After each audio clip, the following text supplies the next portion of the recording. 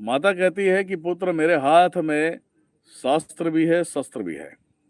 अब तुम्हें चुनाव करना है, तुम्हें क्या चाहिए। इस सृष्टि के प्रारंभ में आप सभी को मैं बताना चाहूंगा, जितने भी सात्विक तरीके के जो भक्त थे उनके साथ में क्या क्या होता था। वो शास्त्र लेते थे, शस्त्र नहीं लेते थे, इसलिए असुर उनको मार देते थे। असुर, ये आप जितने भी ग्रंथ आप पढ़ लो, सब में तुम्हें स्पष्ट करनी मिल जाएगा।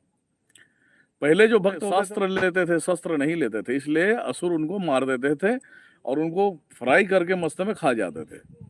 और उनमें से जो अच्छे होते थे, फिर देवताओं को आके उनसे लड़ाई करनी पड़ती थी, उनको बचानी पड़ती थी। लेकिन देवताओं को आते आते वो फ्राई हो जाते थे, तंदूरी बन जाते थे, वो असुर खा जाते थे उनको। माता प्रश्न करती है कि हमारे पास शास्त्र भी है, शस्त्र भी है, और शास्त्र का उपदेश क्या देना है आपको, शस्त्र का उपयोग कैसे करना है। जब मुझसे बोला गया तो मैंने माता से सीधा बोला कि हे माता मातेश्वरी, शास्त्र जो है हमारे भाई बंधु बहन बेटियों के लिए, शास्त्र का ज्ञान बहुत आवश्यक है और शस्त्र की भी बहुत जरूरी है।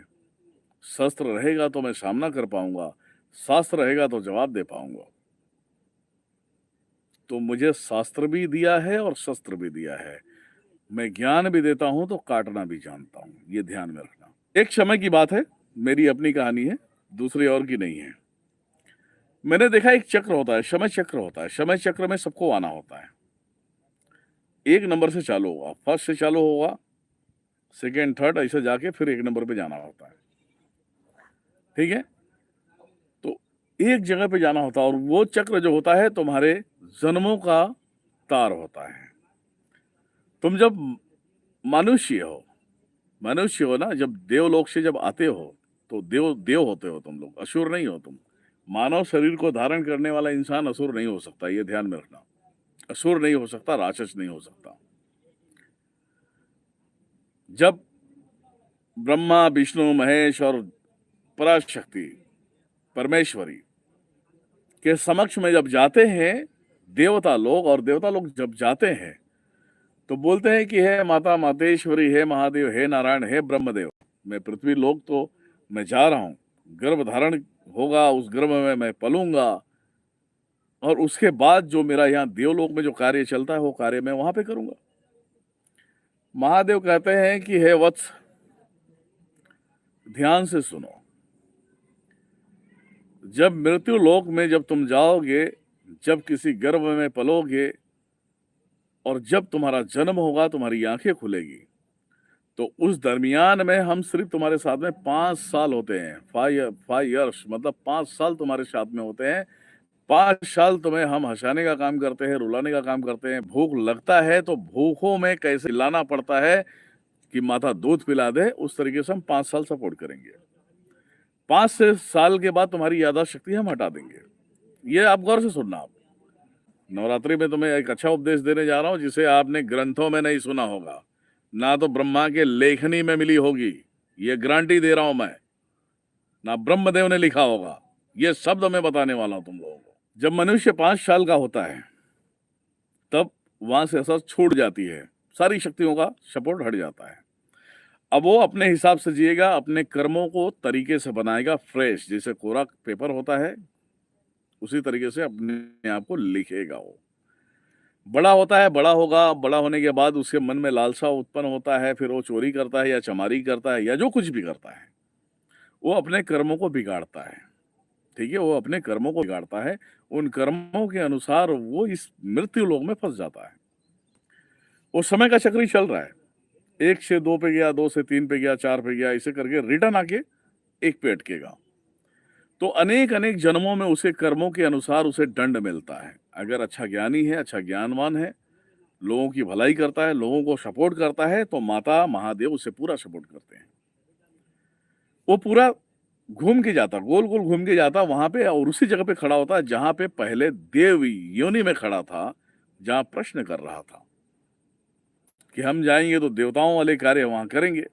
इनको ये नहीं मालूम है कि देव लोग छोड़ोगे तो तुम विधि का विधान तय करेगा कि तुम्हें मुक्त होना है या नहीं होना है। उस दरमियान में मान लेना आप पूरे चक्री काट काट के सब अपने अपने प्रेशर में, कोई भूतों से मर गया, कोई दुनियादारी करके मर गया, अब वो अपने टेंशन में है, वो मुक्त नहीं हो पा रहा है, वो रिटर्न उसी चक्री में जाके खड़ा होता है। वही महादेव, वही माता, वही नारायण वहां सामने दिखती हैं, लेकिन वो धुंधला दिखती हैं, धुंधला दिखती हैं। फिर भी माता पूछती है कि क्या पुत्र, हमें तो आप भूल गए, जितनी बार जन्म लिया उन जन्मों में मुझे याद ही नहीं किया। अब वो बेचारा पृथ्वी लोक में इतने दंड पाया है, इतने पापी कर्मों को अपने सर पे रखा है, उसे कहाँ महसूस होगा कि माता क्या कह रही है ना? उसे कहाँ महसूस होगा कि माता क्या कह रही है? माता कहती हैं और महादेव नारायण कहते हैं कि अब उसी चक्र में फिर डालो। जब तक ये अपने आप का उद्धार नहीं कर पाएगा, अपने ज्ञान को साकार नहीं कर पाएगा, कोई बोझों को कम नहीं कर पाएगा, जब तक ये हमें ढंग से पहचानेगा नहीं और हमें जवाब देगा नहीं।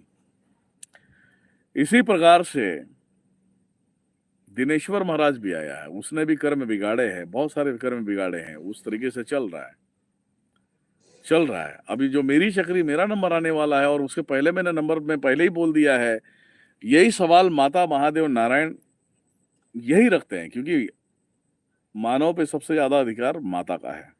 महादेव पिता है, पिता पालता है, पोषण करता है, लेकिन उसका देखभाल माता करती है।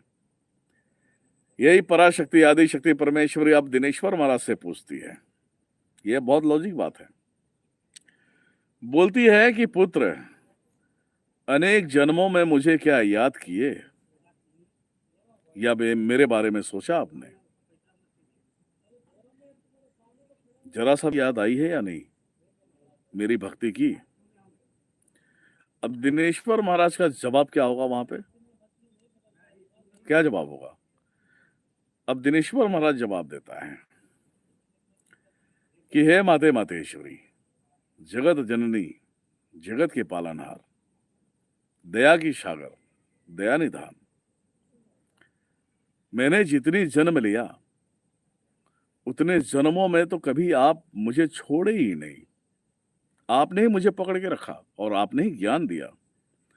कभी आप दुर्गा के रूप में मिली, कभी काली के रूप में मिली, कभी महिषासुर मर्दनी के रूप में मिली, कभी मातंगी के रूप में मिली, कभी मेलडी के रूप में मिली, कभी आशु महारानी के रूप में मिली। हे माता, मेरे अनेक जन्मों में आप तो मेरे साथ में ही थे, मेरे हृदय में ही वास करते थे माते, तो मैं कहां से भूल जाऊंगा माता? यहां पे ब्रह्मदेव को भी सोचना पड़ता है, इतनी वाणी कहां से आती है। ठीक है, ये होता भक्ति, और भक्ति का भाव क्या होता है ये आपको समझना पड़ेगा। ठीक है, तो हर इंसान को अपनी भक्ति करनी चाहिए, अपने आप का उद्धार कराना है तो भक्ति करना चाहिए। भक्ति नहीं करोगे तो शक्तिहीन हो जाओगे। इसी ब्रह्मांड में वही चक्री 1 नंबर से चालू होगा, 1 से 2, 2 से 1 पे फिर रिटर्न जाओगे। ठीक है, तो भैया उस कांटे पे जाने से पहले अपने आप को पूरी तरह से संवार लो। लोग हमें कहते हैं कि हम तुम्हें मार देंगे, तुम्हें ये कर देंगे। मैं तो चाहता हूं तुम मार दे, मैं चाहता हूं मार दे, लेकिन तुझे ये नहीं पता है कि तुझे मारने के लिए कौन बैठा है। तू बोल तो देता है, पर तुम्हें मारने के लिए कौन बैठा है ये तय करना पड़ेगा। मैं इसीलिए कभी समय का चिंता नहीं करता, समय का चिंता कभी भी मैं नहीं करता।